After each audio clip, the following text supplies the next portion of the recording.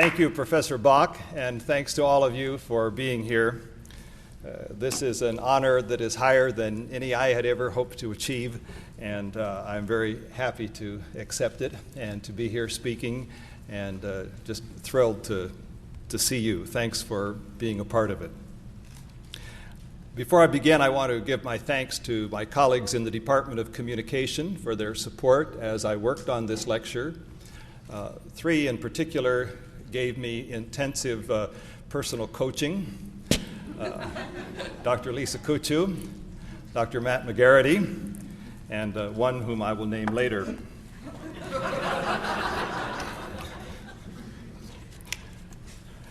I would also like to just make an observation or two. One is that in the 94 years of the NCA, only one member from the faculty of the University of Washington has been president of our association, Professor Horace Roscoff. You might notice the smile. Is this taken while he was head of the department at Washington? Is this the smile of a man who is pleased with his power? In 2009, the first graduate of the University of Washington will become president of the National Communication Association.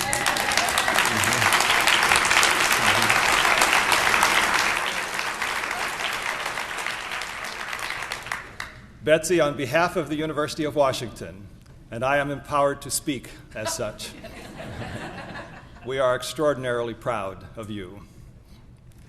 Now, I should also say that next year, the new first vice president is not an alum of the University of Washington, but she had the good sense to accept the proposal of marriage made by a man who was then a graduate student at the University of Washington. And I'll have to tell you that that man asked his advisor permission before he did it. That, I'm pleased to say, was a Philipsen advisee. 40 years ago, I tried to change a culture. Whoops. I failed. But it led to a lifelong inquiry into the topic of today's lecture, coming to terms with cultures. The site of the failure was the Bridgeport neighborhood on the near south side of Chicago, a white urban enclave of invisible but locally known boundaries, marking an African-American neighborhood to the south and a Mexican-American neighborhood to the north. I was the newly installed director of group work at a settlement house that provided character building and recreational activities to young people who lived in the surrounding blocks. The group workers on the staff were deeply concerned with the young people's use of racial slurs and expressions of violent intent toward other racial groups. We discussed ways we might change these practices and the attitudes behind them. A staff member mentioned a film on interracial understanding he had seen at his college. After much discussion, I decided to show it in our largest gathering room. So one night, 100 young people filled the room, watching quietly for 30 minutes, until Dr. Martin Luther King Jr. appeared on screen, delivering an impassioned appeal for an integrated America. 2 years before, I had heard King speak in the old field house at the University of Denver, where as a college senior, I sat in the bleachers and listened, transfixed by the great orator. He talked about race and the war, and in the question time, I stood and asked him, Dr. King, what would you advise a young Christian man soon to graduate and likely to face the military draft? He looked at me and said, I commend to you the words of the Negro spiritual, I ain't gonna study war no more. And I left, believing. So it was a shock to me that night in Bridgeport when a few seconds after King began to speak, shouts and cries erupted, the language of which I won't repeat and the apparent hatred of which I can't forget. As the older boys raised their voices even higher, the staff, concerned with safety, quickly conferred. I stopped the projector. With no small struggle, we cleared the building, left only with ourselves and an unfinished reel of film on interracial understanding, ready to be rewound, packed up, and sent back to the rental agency. I had many other failures in Bridgeport, most of which I trace to lack of knowledge. Knowledge that there was a local culture there, knowledge of that culture, knowledge that I too carry and use a culture. My early months there led me to believe I had to leave and admit total defeat or learn something. I felt I was living with a culture I didn't know, and so, determined to succeed, I set myself to learn its terms and tropes, its premises and rules for communication. And I changed my goal from trying to change a culture to working and living among people in a way that I might be useful to them on their terms, yet without sacrificing altogether my ideals. After 2 years in Bridgeport, I returned to graduate study, read widely and deeply in anthropology, communication, linguistics, and rhetoric, and discovered the ethnography of speaking, a new field holding the hope Bridgeport lessons could be refined through systematic study. Since then, I have studied, practiced, and taught the art of learning culturally distinctive codes of communication. Joined in the effort by my doctoral students at the University of Washington, now their doctoral students, my academic grandchildren, if you will. Together, we have produced dozens of year-long and multi-year field-based studies of culturally distinctive ways of communicating in over 20 different language varieties and 20 different countries. Based on our collective experience, we can teach people to communicate effectively and productively in cultural situations that are initially unfamiliar, even puzzling to them. We have a sophisticated theoretical account of how to do that, stated in published versions of speech codes theory. Now the world beats a path to our door for this knowledge, but our claims are always open to revision in the light of informed critique.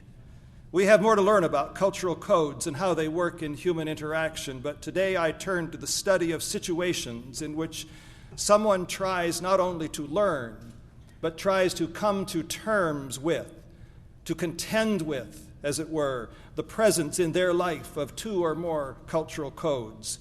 In considering how to approach this phase of my work, I ask, what would Carroll Arnold do? And draw from him three things. One, a focus on the person who seeks to shape social experience through discourse. Two, a common sense empiricism that seeks to glean practical insight from case studies of rhetorical action. And three, the idea that a speaker's success is always contingent upon the responses of others who are themselves strategic participants in the communication process. The dispositions I draw from Arnold characterize his work and, taken together, formulate a paradigm of inquiry that, in retrospect, can be seen as the scholarly foundation he and his generation had laid for our discipline. By the second half of the 20th century, that our fledgling discipline could by then even think of having a paradigmatic foundation for its scholarship is in no small measure a tribute to his intellectual leadership at Cornell, Penn State, and in the discipline at large. Carroll Arnold was born in 1912 in Clear Lake, Iowa, the same year my father was born in Broken Bow, Nebraska. Arnold earned his PhD 2 years before I was born. Standing on the disciplinary foundation that Arnold and his colleagues laid, I saw matters to which they did not explicitly attend, specifically that all speaking is speaking culturally.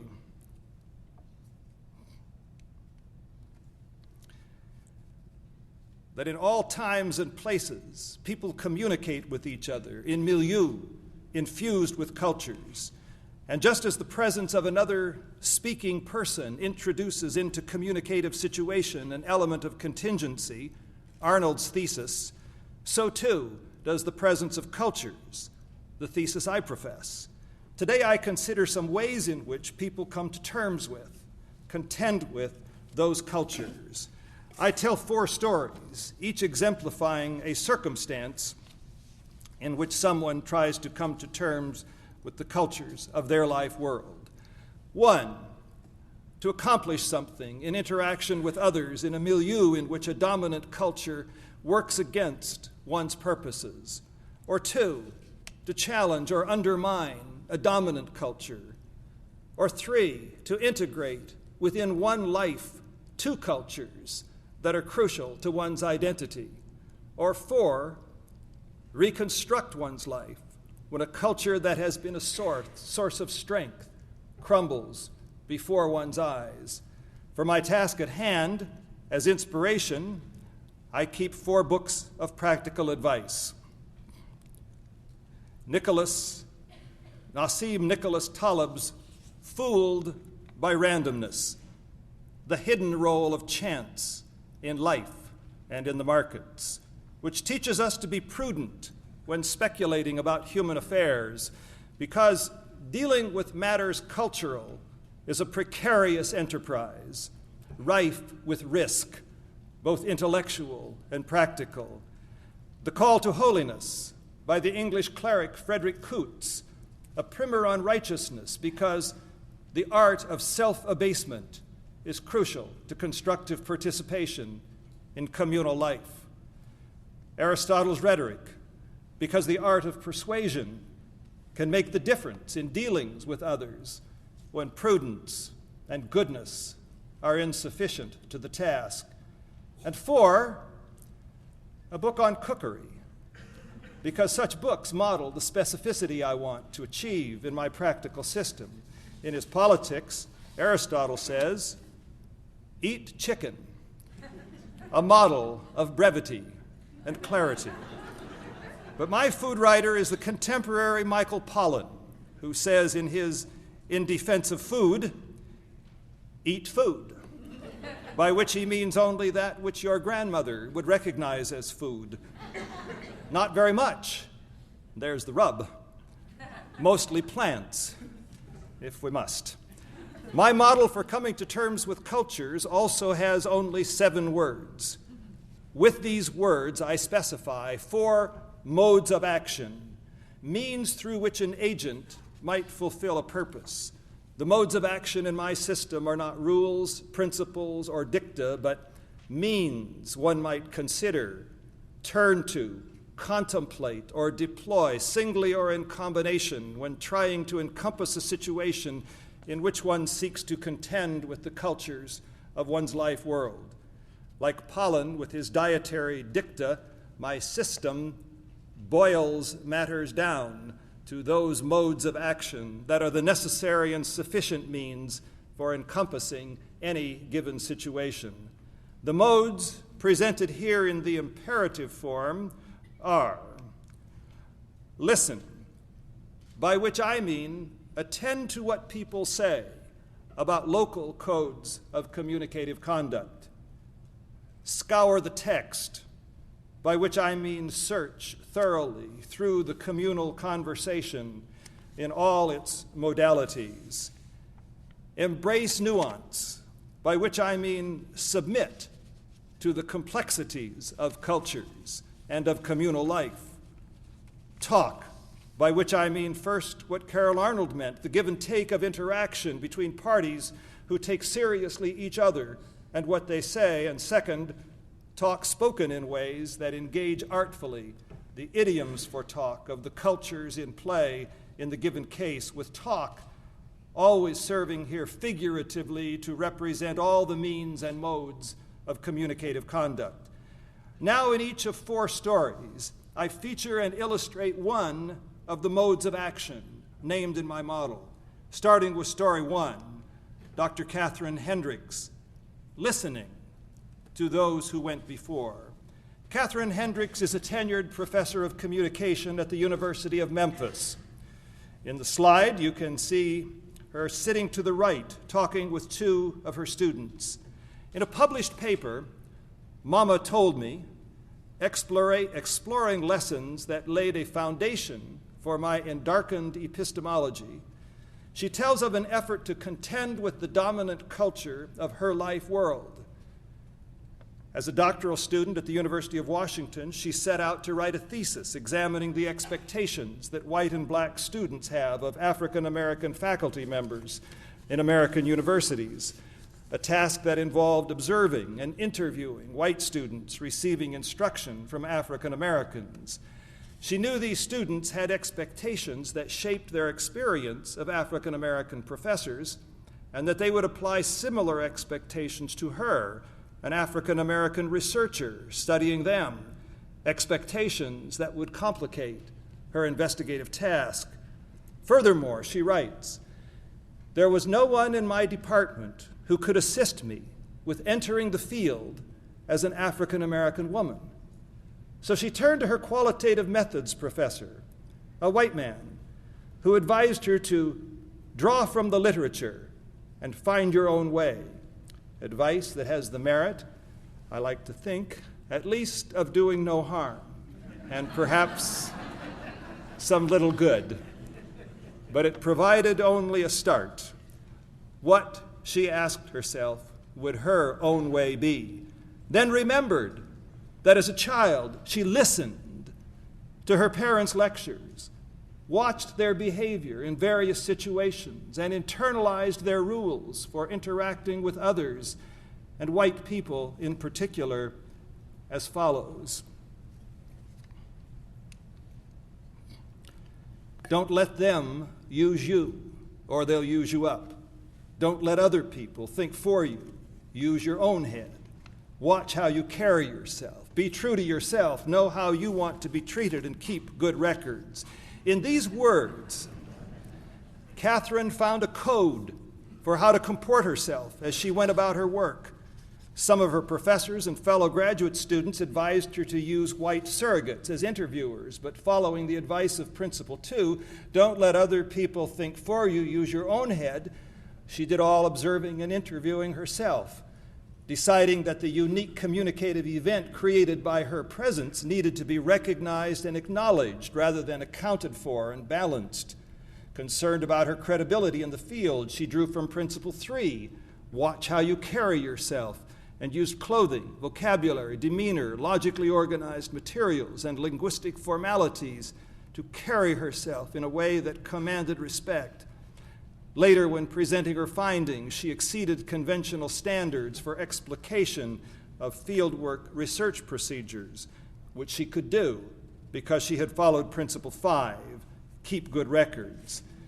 Catherine's goal was to walk through a series of encounters in which a dominant code makes the path treacherous and, while doing so, accomplish her task of gathering materials for what became a consequential doctoral thesis. To do this, she sought advice from people she trusts, listened to what they said, then made a judicious selection of means from among those she had heard. Finding useful but limited help from her teacher, she called on, then put to use the code she heard in memories of parental speech, the speech of the people who had, perhaps more than any other she knew, walked the walk upon which she was embarking. I celebrate Catherine for the clarity of her goal, the wisdom in her choice of a means for reaching it, skill in employing the means, and the retrospective account of the actions from which we can learn. To listen to call on, to use the wisdom of the preceding generation is a profoundly unconventional move for an American to make, and to make so deliberately in figuring out how to come to terms with a culture of one's life world. And I celebrate the lesson in integrity she offers to us. The first entry for integrity in my dictionary is rigid adherence to a code of behavior. The second dictionary sense of integrity is the state of being unimpaired. I read Catherine as reporting that in implementing the first sense, adhering to a code of conduct, she achieved the second, a sense of confidence, to walk down some difficult streets, keeping high the head her mama had instructed her to use. From the story of Dr. Catherine Hendricks listening to the words of those who went before, we turn to Stephanie learning to scour the text. Stephanie is a character I create based on my dealings with many students who have taken my course on culture. For 36 years, I have taught the art of learning cultural codes, counseling students to approach the ways of others with an open mind, imploring them to withhold judgment as a necessary means to understanding something initially unfamiliar and always complex.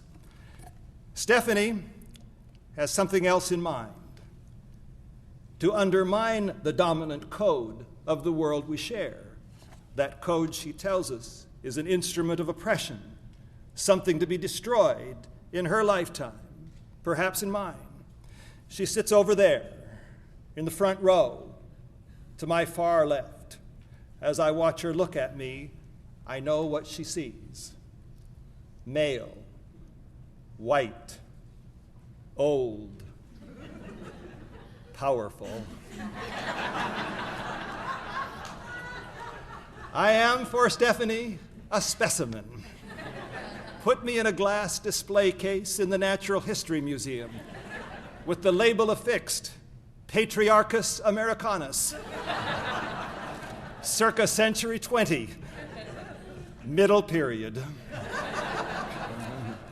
I can't help but like Stephanie, though, seeing in her myself 30 years ago, maybe 40.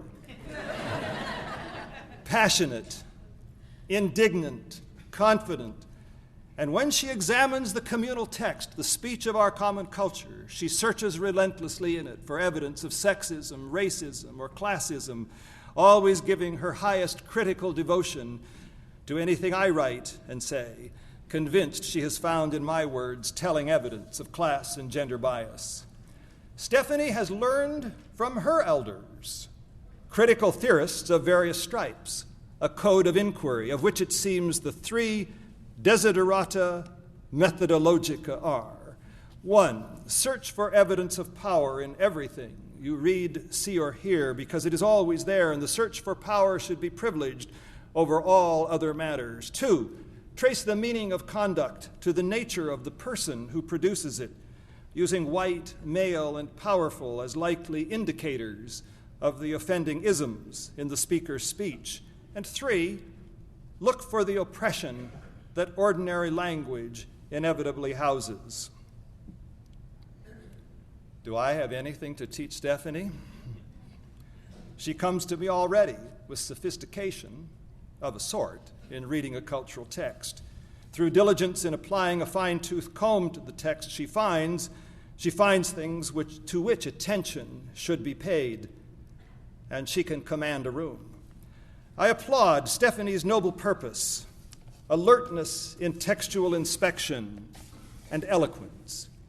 But to the degree she follows rigidly the principles that her elders, through their writing, have taught her, and I have read their writings, her interpretive and rhetorical claims fail to move me very far, and more importantly, fail so to move almost anyone else in the class.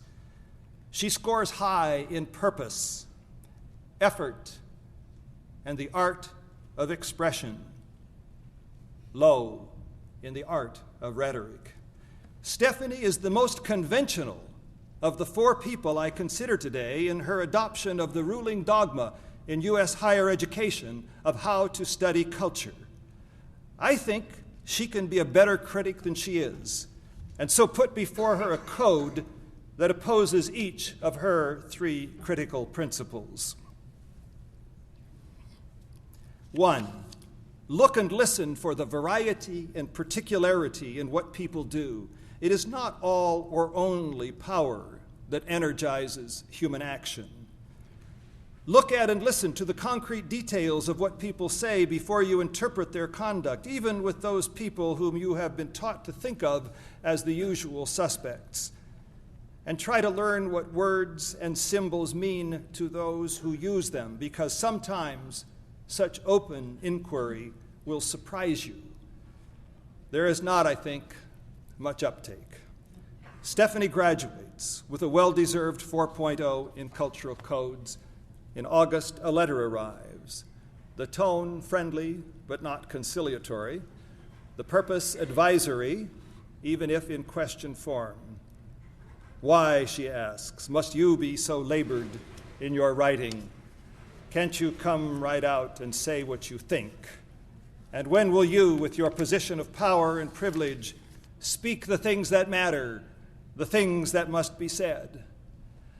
I compose in my mind a reply to these dangled challenges. First, carefulness has enabled me to move some students to a more enlightened position than they otherwise would have reached, a position that you, Stephanie, would surely approve. This success came in part because my cautious words did not inflame the students who read them. In part, the success came because the words of others I have the students examine often contain their own undoing, proving unnecessary to appeal to the fact that a man is a man to find that what he says is racist or sexist. And second, the things I say, my pleas for carefulness, my injunction not to judge too soon or with prejudice toward a person because of his complexion, are for me things that matter much. What most captures my attention in Stephanie's letter is her telling of an event she attended just prior to graduation. In her time at the university, she quarreled in public with a faculty member whom she had accused of racist speech. Then at a graduation week event, found herself in a greeting line, at the end of which the man was shaking hands with the students walking through. She writes, "He said, as he shook my hand, 'Leaving us so soon, Stephanie? Good luck.' And she continues, I replied, 'And aren't you glad?' He gave me an icy but smug smile that I wondered about briefly. And now I know what the smile said. You think you won your petty battles, Stephanie, but now life will teach you the true meaning of power. Having looked into this man's blue eyes myself, I don't presume to have seen his soul, though I have heard reports of his kindness when he might not have known that others were looking. But I have no refutation to Stephanie's interpretation of his reception line words and smile. I do have questions I will ask in my epistolary reply. How do you know it was an icy smile? You say you wondered about it briefly, and I ask, how long did you wonder before you arrived at your interpretation? And I wonder if what you saw and heard as the idiom of power is all that might be seen in a smile flashed quickly in a reception line, or heard in 'Leaving us so soon, Stephanie, good luck.' Stephanie is a good correspondent, and I know that soon she will send her answers. Truly, I am eager to see them. Stephanie's goal is ambitious and admirable, to cleanse the communal text of its impurities. Scour the text, I say. The first sense for scour in my dictionary is to clean, polish, or wash by scrubbing vigorously, usually with an abrasive. Stephanie gets that. I, too, want to cleanse the communal text of impurities linked to the offending isms, but my scour in Scour the Text relies more on another of its senses, to search through or over thoroughly, and it is the search, the through, and the thoroughly that I recommend.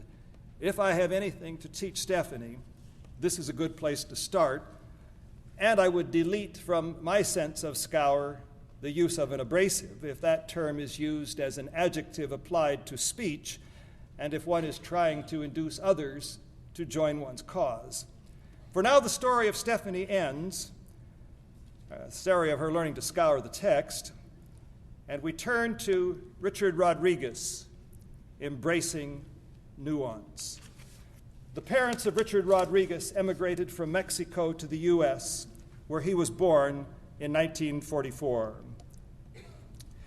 He grew up in Sacramento, California, speaking Spanish and English, living with two cultures, one of home, family, and heritage, and another to which his American school introduced him as a charter for his future.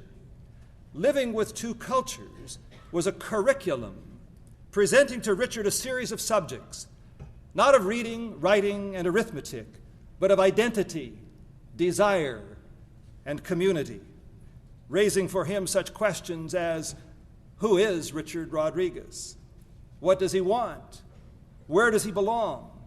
In his first book, Hunger of Memory, The Education of Richard Rodriguez, he writes of his effort to answer those questions, what I formulate as an effort to integrate in one life two diverging codes, each of which has existential force for the person who experiences them. If someone asks me how to resolve dilemmas about the significance to them of two or more answers to questions of the sort that Richard asks, questions of place, history, loyalties, belief, or persona, I say, read Richard Rodriguez. His books pose, as in a kaleidoscope, a series of such dilemmas, refracting them through vignettes, episodes, and stories, each bringing us to an intersection of cultures, communicative forms, and meanings.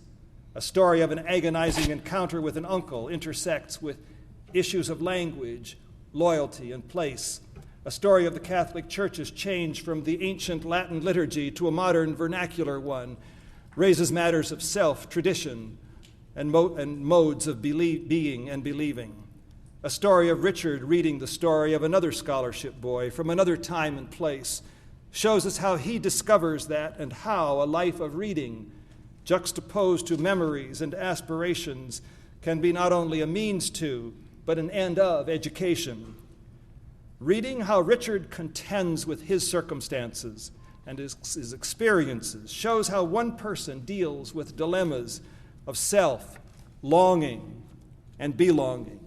At each intersection, the reader as searcher glimpses something new, hears a reverberating sound, and senses a way to feel, hints for existential and practical conciliation come in the form of a nuance, a subtle or slight variation, as in meaning, color, or quantity. My third mode of action is to embrace nuance, that is, to clasp nuance in the arms, to submit to it with dignity or fortitude, for it is in our encounters with shades of memory, experience, and action that we might find an answer to questions of how to reconcile past with present, home with school, family with friends, or echoes from far away with the cries and whispers of the place where now we stand. The young Richard writes in Hunger of Memory of the Roman Catholic Mass that following Vatican II, church officials altered by replacing the use of Latin with compulsory vernacular languages such as English, turning the priest around to face the people rather than the cross, and the congregation saying, "We believe," rather than the priest saying, "Credo, I believe," on behalf of the congregation, so as in these and other ways to make the Mass more communicative, as an American might say. Richard laments the loss of the traditional way of speaking that was, as he experienced it early in life, something that, one, linked him to ancestors who once heard the same Latin words that he had heard. Two, linked him to worshipers in other places around the world who heard on the very day that he did the recitation of those same Latin words. And three, enabled him to experience becoming of one body with other worshipers in the room at the moment of the priestly utterance, Credo, said on their behalf. In his second book, Days of Obligation, An Argument with My Mexican Father, Richard reports speaking with a group of priests in California who ask him, "How can people in my parish pray together if they speak and worship in different languages?" The priests framing this as their concern to honor multiculturalism. Now the middle-aged Richard offers not a lament, but a pithy recommendation: have masses in Latin. A suggestion as potentially efficacious as it turns out, it was unthinkable to the priests who sought his counsel. 15 years after the publication of Days of Obligation, a new pope decrees permission to use the older liturgy again, to help, as he said, the modern worshiper to experience the sacrality of the Mass more powerfully than has lately been the case. I say the decree affirms the nuanced over the merely new, making available again a form of shared experience that was once a resource for communal feeling in the lives of millions. A Catholic friend, a faculty member at my university, has read Rodriguez in the way I recommend, most recently his Harper's essay, The God of the Desert, in which Richard reports his recent trip to Jerusalem, where he experienced the presence of God, not in the great temples, but in sites of absence, empty and silent spaces. One day in March, I see this friend on campus, a dark smudge on the forehead, ask about it and learn it was made that morning at an Ash Wednesday service. The inspiration for attending the service and for wearing the smudge, even on this secular campus, was inspired, my friend says, by the Harper's essay and hearing Rodriguez speak about it. I don't presume to explain this action, here following the advice I give to Stephanie not to make facile interpretations. But this insertion of a sacred symbolic act affixed to the body into the verbal, secular, and computational world of the university must in some way be an instance of my third mode of action. Rodriguez's third and latest book is Brown, The Last Discovery of America, in which at every turn he illumines the notion of what in Hunger he referred to as complexion. Here are dictionary senses 1 and 3 of the word complexion: the natural color, texture, and appearance of the skin, the combination of the four humors of cold, heat, moistness, and dryness in proportions thought to control the temperament and the constitution of the body. Complexion is a perfect resource for kaleidoscopic inspection. The word mingles color, natural appearance, and skin with fluids, feelings, and dispositions, senses that complement the subtlety, variations, meanings, and color of nuance. In Brown, the older Rodriguez returns full bore to complexion, making the title in the color in the title the ultimate nuance of conciliation. The color that issues from the hot embrace of black and white bodies, the product of careless desire, he says, the color that cancels the antinomy of black and white. Carroll Arnold told his TA, Thomas Benson, that always on the first day teaching first-year students, he wore a suit of genial brown, a way to dress for success, if the success you seek is a cheerful gesture across differences of age and position. I think Brown can express geniality and induce congeniality. Richard might approve the notion, but for him, Brown is not only a term in the idiom of geniality, it is an instrument for modulating the force and for bridging separation, a pivotal force in the long conversation, a force with the unbridling power of ambiguity, paradox, and nuance. I thank Richard for tackling this most difficult of the contending exercises I essay here, and doing so with no easy answers that trivialize the power and the beauty of divergent longings not easily reconciled. He is concerned, as am I, with agonizing, costly choices. And I choose him as a guide to the making of those choices because the complexity of his approach matches the complexity of the task. From the beginning of the first book to the end of the last, from the youthful education and desire through the middle argument and to the last discovery of Brown as nuance, nuance as Brown. I don't know whether Richard's lament, published in 1982 about the loss of the Latin Mass, or his rejected recommendation to have Masses in Latin, published in 1992, shaped the Vatican's decree of permission in 2007. But my evaluation of the efficacy of his method is not based on the effect his words have on others' actions so much as on the effect his method has on those who use it. And his own achievements, therefore, are of particular evidentiary value to us. In the final page of Brown, Richard tells us his love for a particular man is on one hand a fruit of the church's teachings brought forth in his heart. On the other hand, he says, it is a love the men in black and white robes condemn, but he longs to stay with the people of faith. It is just such a nuanced embrace of paradox The decision to stay with the people of faith, to live the tension that the teachers of the love he feels condemn the earthly form that love takes for him, that allows me to record Richard himself as evidence of his method's efficacy. But he provides his own statement of proof in his pronouncement on the last line of Brown, where he concludes with the words, "Of every hue and caste am I," a statement that at once tells us he has completed the curriculum two cultures set for him some 50 years before. He has answered the questions of who he is, what he wants, and where he belongs. And it is, we can note, a quintessentially American set of answers. In content, of every hue, every caste. In provenance, the line is taken from Whitman's Song of Myself. And in form, the valedictory utterance of a self-taught man. But it is a triumph he celebrates amidst the tension that in the end he says he has come to depend on.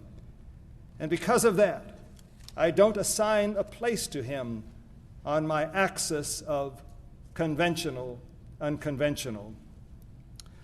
I ask his agent for a photograph.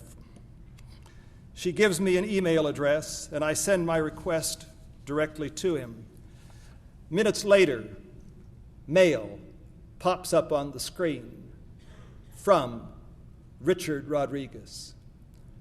Unexpectedly, this floods me with delight, which grows on finding a friendly reply. Until now, it hadn't sunk into me that we were born in the same year. What if we had been in high school together? Two boys, eager students of the art of language use. And I wonder, could we have been soulmates? Or would our contact be shaped by the force of complexion in an American suburban high school circa 1962? And could the white boy, whose best hope was Salieri-like mastery of the language arts, share the stage with a brown-skinned Mozart with a golden pen? Perhaps our final story offers something of use to such a boy or girl, woman or man. We turn now to A Warrior Turns to Talk, a turn I find in Homer's epic poem, the Iliad, a story of the long war the Achaeans fought against the Trojans. Within the larger war, there is an agonizing personal conflict from which was forged a separate peace of sorts. The Achaeans' fiercest warrior, Achilles,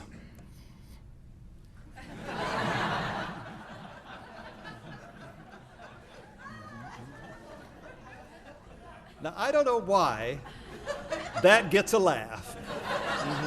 Tom Frentz is probably going to figure this out for us, though, all right?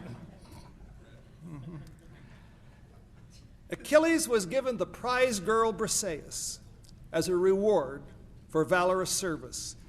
Then when Agamemnon, the king, threatened to take the prize girl from him to pay a debt to the gods, Achilles, enraged, refused to return to battle. The Achaeans needed Achilles. They needed him desperately. And so Agamemnon sent a series of emissaries to him, imploring him to rejoin his fellows in battle. And these emissaries brought to bear all the persuasive resources the great warrior culture afforded them in their effort to win Achilles' assent. But Achilles resisted all their entreaties. This is a startling development in the poem and in the history of Western literature, because for an Achaean warrior to resist such words and accompanying offers of recompense was theretofore unthinkable. Eventually, Achilles returned to battle, but only once, and then only to avenge the killing in battle of his dear friend Patroclus, who was slain by Hector, the Trojan prince. Having fulfilled this limited and private mission of revenge, Achilles went off to his tent, dragging with him the body of Hector, the Trojan man he had killed. Hector's father, the old Trojan king Priam, was deeply grieved by the loss of Hector, his favorite son, and profoundly troubled For the enemy Achilles now has Hector's body, unwashed, never burned on the funeral pyre, and thus the mourning for Hector could not begin. So Hector's anxious father, Priam, sought the intercession of the gods, who implored Achilles to return the corpse to the Trojans so a proper funeral could be given. The transfer is arranged. The old Priam comes to Achilles' tent to claim the corpse of his son, and there the two aggrieved men, Priam and Achilles, once enemies, forge an intimate friendship that represents for Achilles a turn away from the warrior code and from the tribe of which he was so integral and celebrated a member. We can take from these events a simple lesson in how to reconstruct one's life when a culture that has been a source of strength crumbles around you. Walk away. Find solace in the friendship of another human being, even, perhaps especially, someone once an enemy of your tribe. But befriending an enemy is not easy, not in life, and not, as it turns out, in the Iliad, where Homer makes Priam and Achilles do things that kings and warriors might not like to do. He makes them talk. As we will see and hear, this is not just happy talk. It is the talk of give and take between two parties who must take seriously each other and what they say. So now Priam, Hector's grieving father, comes to Achilles' tent. Priam greets Achilles, kneels, takes Achilles' hands in his, kisses Achilles' hands, and asks to be taken to his son's body straight away. Achilles stalls, saying first they must eat together. But Priam, eager to see the body and to take it home, pleads with one of the most heart-wrenching petitions in all of literature. I have endured what no one on earth has ever endured before. I put to my lips the hands of the man who killed my son. Give him back to me now. No more delay. At first, Achilles responds gently to the old man, whose words call forth in Achilles tender memories of his own father's love for him. And as Homer writes, overpowered by memory, both men gave way to grief, gave way in tears and words. And it is here that I, a professor of human communication, expect from Achilles a genial concession to the old man's plea. But no, Achilles answers, enough of endless tears, old man. Don't tempt my wrath now. Words that, when I first read them, made this American boy gasp, and this professor of human communication wonder, do we have here for Achilles a teachable moment? But there are two things at my first reading of the poem that I don't yet know. One is that Achilles knows that Hector's body has been carelessly treated by his Achaean captors, and if Priam saw it in such condition, his sorrow and yearning would turn to rage. And there's something more important for our purposes that we might not know. It exemplifies the general principle I announced toward the beginning of my remarks today, that all talk, all speaking is speaking culturally. And what I don't know upon first reading is something that for ages has puzzled scholars of the text. Homer gives us the clues if we but scour the text, but the clues have only recently been grasped and followed. It has to do with how Homer describes the seemingly bitter exchanges of words between Priam and Achilles. Homer calls them winged words, and only recently in Homeric scholarship do we have a satisfying account of this way of speaking, an account that shows us that by winged words, Homer meant something first about the form of talk. Winged words are the rapid exchange of intense, even harsh words that have a tautness, power, and movement that makes them whir and beat like the motion of a wing, as in the following reconstruction of an exchange between Priam and Achilles. The man who killed my son, enough of endless tears, give him back to me now. No more, old man, don't tempt my wrath. Winged words for the ancient Greeks had not only a form but a meaning. They are speech acts that carry the situated meaning, intimate directive, as in the speech between two sisters preparing an elaborate dinner in a tiny kitchen. Enemies would not dare speak them, but between those whose feelings for each other are secure, winged words signify an intimate bond that permits such speech, such words reflecting, reinforcing, even celebrating the depth and strength of affection for each other of those who exchange them. At the end of the Iliad, such talk makes it possible for Priam and Achilles to create and also to signify a stunning dialogic achievement. When I refer to my fourth means of action, talk, I mean speech in which each interlocutor measures and contends with the meanings and intentions of the other, and crucially, speech that is spoken with respect to the distinctive forms and meanings of particular ways of speaking in their particular cultural context. The Iliad is powerfully anti-conventional, and I stand in awe of its creator. But I am not a literary critic, and so here appraise not the writer, but the speakers, Priam and Achilles, almost as real for me as Catherine, Stephanie, and Richard. I praise Priam for showing us how to initiate conciliation between enemies. He engages mutual friends to help arrange a meeting. And yes, there are preconditions. And then the mighty monarch goes to his enemy's tent, greets him, bows before him, takes his hands, kisses them, then he petitions, he pleads, and through all of these actions teaches us by example. But the Iliad is Achilles' poem, and it is from him we learn its deepest truth.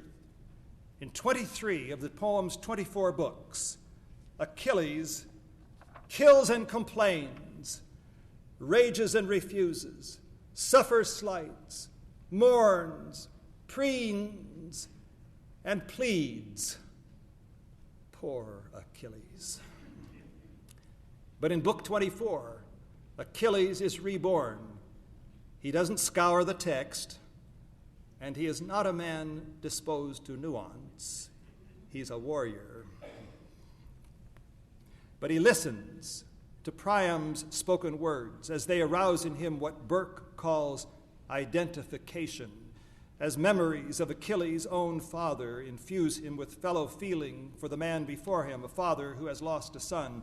So Achilles speaks, fiercely at first, not with the ferocity of battle, but with a fierce determination to manage discourse so that he and his interlocutor might reach a desirable end, then speaks tenderly, and through it all submits with dignity and fortitude to the regimen of discourse, to tell stories of people who had such purposes as theirs, who tried to serve those purposes discursively through some nameable means, and to say something about the success or failure of those people's efforts.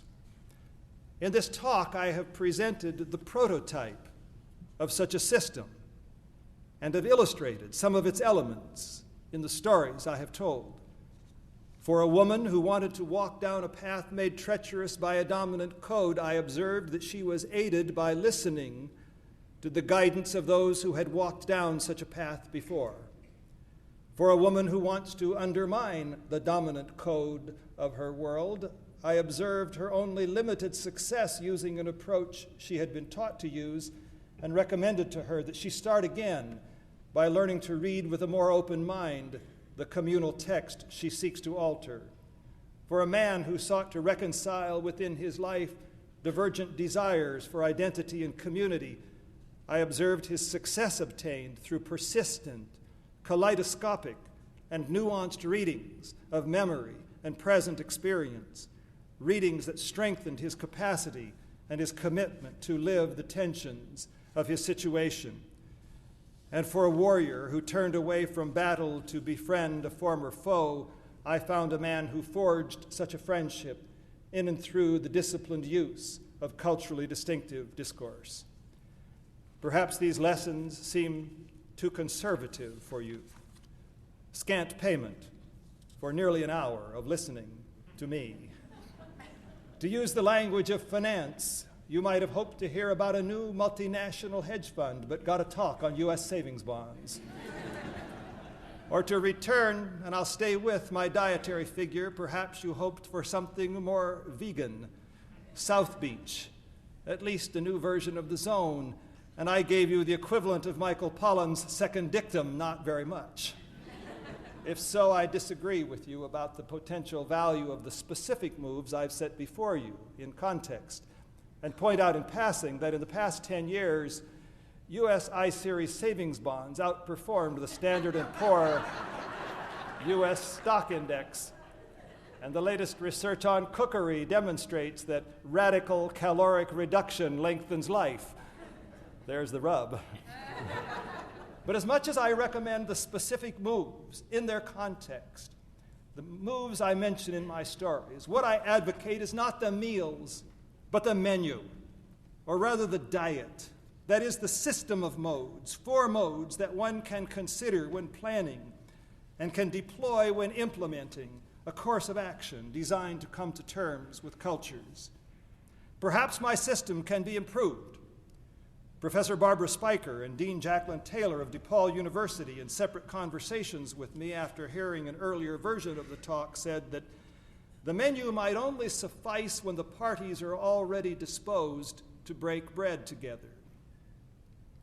The estimable Professor John Gastel of the University of Washington thinks the menu needs more protein for the red meat cases he anticipates that could come my way.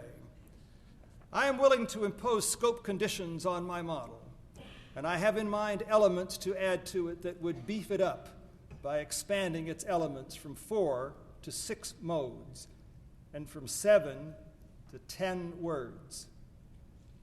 But not yet. Before I would change the model, I would have to see some well-worked cases that compel modification. And here I make a formal call for such well-worked cases to be presented on a program that I have scheduled next year when we meet in Chicago. Such papers providing a case that disconfirms, fails to disconfirm, expands, contracts, or otherwise improves the model I've presented. It is, I assume, the prerogative of the Arnold lecturer to announce such a panel for the coming convention. If not, the principal planner for next year is someone with whom I have, as a Teamsterville corner boy might say, connections. I think the program will be scheduled. In the meantime, I welcome self-nominations for such a panel. But also, I invite any of you to send me your comments and suggestions to gphil@u.washington.edu. One way or another, send me a note, a story, a recipe, perhaps a nuance. Thank you very much.